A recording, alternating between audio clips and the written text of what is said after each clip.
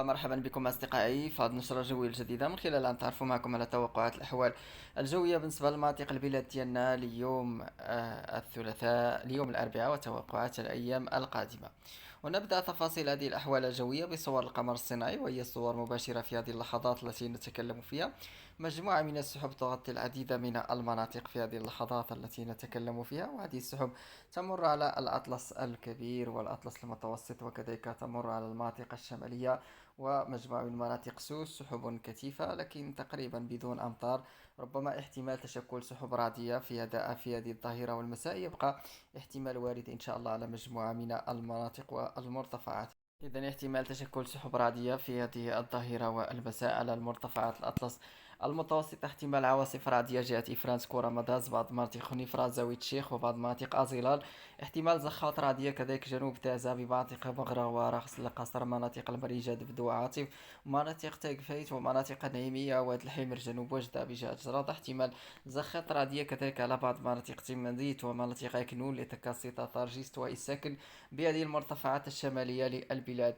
بالنسبة لليل، هذه التساقطات المطرية تتراجع على العديد من المناطق وتبقى بعض القطرات المتفرقة في منتصف الليل. مرور سحب كثيفة واحتمال تساقطات مطرية مهمة على جهة طنجة شرفات تطوان الخروب وادلا، وتساقطات متوسطة جهة العرائش والقصر الكبير وزان عين بيضاء مشرب القصيري دار الكداري مناطق سيدي سليمان جرف الملحة أيتي الدن وتيفل. تساقطات مطرية متوسطة على تلك المناطق في منتصف الليل.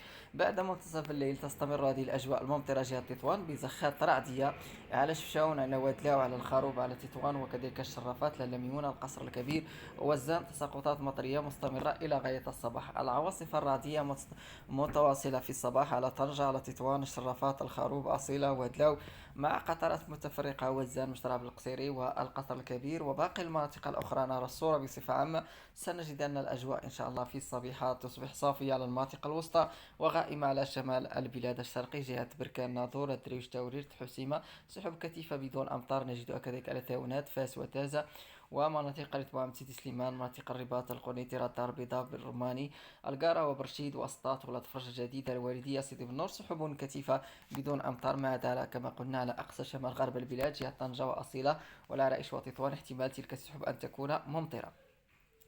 في فترة الظهيرة تختفي الأمطار بالنسبة لجهة طنجة وتظهر السحب الرعدية على الأطلس المتوسط مع احتمال زخات رعدية لإفرانس كورة مدازة مناطق خنيفرة مناطق أشلوج مناطق جيجو المسمرموشة مناطق تلمز بهذه المرتفعات مغراوة كذلك على جهة أغبالة تنفيت بعض مناطق ملشيل أسول إنريكي مناطق زاوية طحنصال تبانت أيت بلال. احتمال زخات رعدية لتلك المناطق في الظهيرة ومساء يوم الأربعاء. بالنسبة ليوم الخميس دون جديد يذكر بعض التكونات الضعيفة على المرتفعات أطلس المتوسط. الجمعة أجواء مستقرة ثم السبت نهاية الأسبوع تقريبا الأجواء مستقرة. الأحد كذلك أجواء رعدية تعود تظهر على المرتفعات الأطلسين الكبير والمتوسط والمرتفعات الشمالية مع زخات رعدية متفرقة. الاثنين بداية الأسبوع تكونات رعدية حاضرة على المرتفعات الشمالية وكذلك الأطلس المتوسط.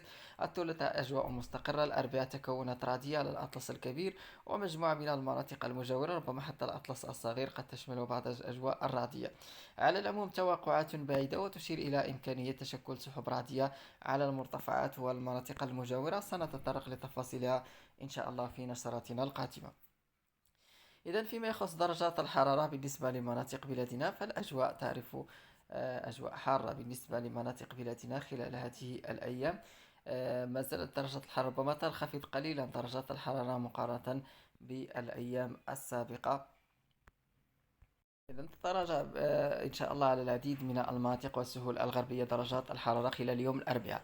إذا بالنسبة لجهة وجدة 27 توريد 29 تازة 29 ناظور 26 الحسيمة 22 تطوان 26 طنجة أصيلة العرائش 22 28 سيدي سليمان 23 الرباط 29 فاس تازة 29 توريد 29 35 قطاط الحاج 32 خنيفرة 28 خريبكا 27 بسطات 22 الدار البيضاء والجديدة وآسفي والصويرة 33 مراكش 32 شيشاوة 30 بن كرير 31 بن ملال مناطق أكادير 27 تارودان 33 تاليوي 32 ورزازات 37 تنقير 35 الراشدية وبني تجديد 38 بوعرفة 36 فيقيق 38 مرزوقة زاقورة 41 49، فمزكيط 40، طاطا 39، اش 39، تيزنيت 24، قلميم 29، زاك 36، اجديري 24، طنطا 24، طرفية 22، العيون 28، سمارة 33، بكرة 31، بوجدور 23، جريفية 26، والداخلة 20 درجة.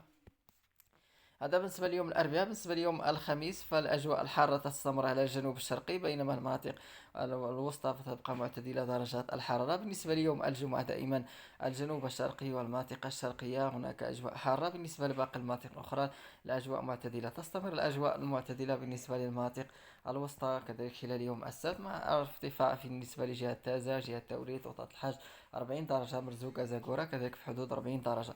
بالنسبة ليوم الأحد فالأجواء ترتفع درجة الحرارة حتى على المناطق الوسطى والشمال الغربي لتقارب 40 درجة. بالنسبة لبداية الأسبوع الآخر كذلك أجواء حارة بالمناطق الغربية، خصوصا على هذه المناطق جهة بن قرير، خريبكا، وسطاط، ومجموعة من تلك المناطق. على العموم توقعات بعيدة غادي نشوفوا إن شاء الله التفاصيل ديالها فيما بعد. بالنسبة لسرعة الرياح وهبات الرياح بالنسبة لمناطق البلاد ديالنا، فبالنسبة لهبات الرياح يوم الأربعاء تبدو الأجواء هادئة، لكن في المساء دائما تنشط الرياح على العديد من المناطق. إذا تنشط الرياح على أوطات الحاج، على ميدلت، على بوعرفة، على بني تجديد، رياح قوية تظهر على تبانت، على ورزات، كذلك رياح نشطة، رياح كذلك على جهة أسفي والصويرة. هذه الرياح سرعة الرياح، نرى سرعة الرياح كيف هي. إذا بالنسبة لسرعة الرياح في حدود 59 جهة ورزات، 63 تبان، بالصويرة 48، أكادير 48، قلميم، طنطان، طرفاية، العيون، بوجدور، سمارة، بكرة، جريفية، رياح غربية في حدود 40 حتى 50 كيلومتر في الساعة. نكتفي بهذا القدر، شكرا لكم على المتابعة، والسلام عليكم.